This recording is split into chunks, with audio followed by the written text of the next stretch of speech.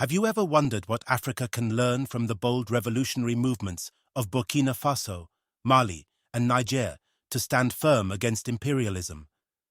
In this impactful address, Jackson Hinkle delivers an electrifying message before the Russian ambassador to South Africa and the Pan-African Congress, calling on Africa to rise by drawing inspiration from the revolutionary heroes of these nations to defeat the imperialists. Stay tuned and listen to this powerful speech. Well, the ambassador started off his comments by quoting Nelson Mandela, the famous quote, asked me by how many times I stood up after I fell. I'd like to quote one of my American comrades, the former President Franklin Delano Roosevelt, who said, "I ask you to judge me by the enemies that I have made." When you look at Russia and you look at Africa, it's no part of their own doing, but the enemies that have been made in both Africa and Russia are enemies of humanity. It's the West, the collective West, and it's not the Western civilization, people like me, it's people who sit in the White House and who sit in the deep state, as we call it. Now, there may have been a change of guard in Washington, D.C. just past week, but there's not a change of heart, there's not a change of soul. If you look at the Secretary of State that was just selected, Marco Rubio, he is a neoconservative that wants to continue the subjugation of Africa, continue the subjugation and slavery of Latin America, and wants to continue the policies that have brought about so much of the misery, the sorrow, and the chaos that we have seen in Africa and Latin America and the whole global South for decades upon decades, far before I was ever born. I hope that Africa can take a note, and I hope that South Africa can take a note from the brave leadership that we've seen in the Sahel region of Africa. People like Captain Ibrahim Traoré, Mr. Chiani in Niger, people who are fighting for true sovereignty and who understand that humanity and war are equals, that war is just about being human, and that if you're not willing to threaten everything for the collective existence of your civilization, then you have no dignity, you have no honor at all. Russia understood that, and that's why they went in to go liberate the people of the Donbass, those who were suffering under the persecution of the Nazis in Kiev for years and years and years, back since even before 2014, when there was the Orange Revolution in Kiev in 2004, backed by the United States. So I see a lot of great minds coming out of South Africa. I see a lot of great movements coming out of South Africa, but until you're willing to actually stand up to the beast in the United States, like me and many of my comrades are trying to do right now, there will be no true sovereignty for South Africa. You'll have the same old, you'll have the continued economic order. Of course, South Africa was able to do away with the discrimination that plagued this country during apartheid. But did the economic order really change? I don't think so.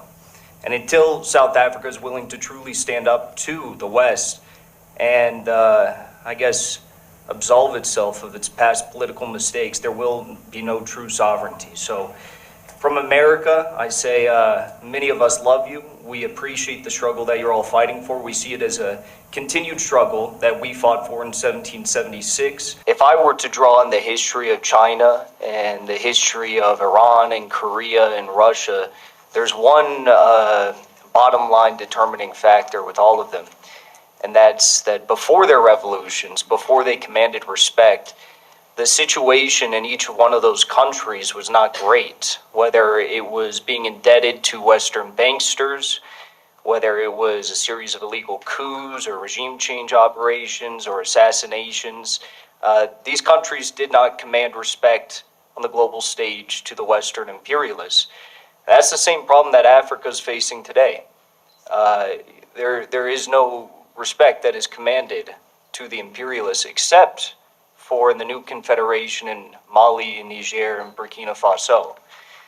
And we've seen Russia come in and help secure the region against the US-backed threats from Al-Qaeda and other terrorist groups. But ultimately, I think that Africa needs to learn from China, from Korea, from Iran, and from Russia, who first had these beautiful revolutions that commanded the respect, Then they developed their militaries, they developed nuclear bombs, they developed all these sorts of things, and then they built their economies. We're sitting here and we're talking about being in the United Nations, having a rotating seat in the United Nations Security Council. We're talking about the economic plans of Africa in the future, new currencies, African Union. All of that doesn't mean a whole lot if the West is going to come in and trample all over you. What good is a seat at the United Nations if they're not going to listen to you? The United States has to listen to China. They have to listen to Russia because China and Russia have a bunch of nuclear bombs that are already pointed at every Western city. Now, of course, I support Africa having nuclear bombs. I understand we're far away from that, and maybe it's a bit controversial to say that.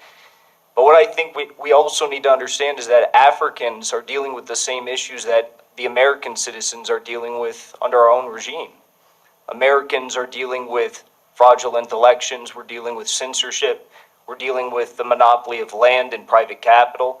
And until Americans and Africans are able to command respect, then there really is no future for either of our peoples. Ultimately, to sum up, I want to bring in the point of Ukraine as well, because Ukraine did something very interesting recently. Zelensky realizes that the front line in Ukraine is collapsing, the Russians are moving in. So what did he do? He threatened the ability for Ukraine to be able to develop nuclear bombs. He said, Ukraine can develop a nuclear bomb in several weeks. And then everyone got very worried about that. I think the West needs to get very worried about the potential for Africa to assert its own sovereignty and command respect in the same way that we're seeing in the new Confederation states, but all across Africa. And maybe it only starts with one or two nations, but that's exactly what we saw with Iran and Syria. And now look at the United States proxy of Israel. Israel's collapsing because they understand that the strength of Iran and the strength of Syria with the backing of Russia is, it's completely incomparable to the strength of Israel, who would undoubtedly lose in a conventional war against these nations and their proxies all across the region. So I think the question of military power is extremely important, and it actually comes before the question of economic power or trade routes or currencies or any of these things. So I hope to see more bold leadership, even in the case of Niger. Victoria Nuland was too afraid to tell Nigeria to invade Niger because she understood the military power of these Sahel states with the backing of Russia. They wanted to do an ECOWAS invasion, and with the intervention of Russia and China and the military backing in the Sahel states, they understood in the United States that this was a no-go, that they couldn't do it. So I hope in my lifetime, I'll end here, that we'll see a nuclear Africa. We're already seeing Russia. Rosatom is talking about bringing nuclear reactors into Burkina Faso, but I hope one day it's nuclear bombs and true strength for Africa. If you found this message impactful, don't forget to hit the like button, subscribe for more thought-provoking content, and share your thoughts in the comments below. Let's spark a conversation about Africa's path to true independence.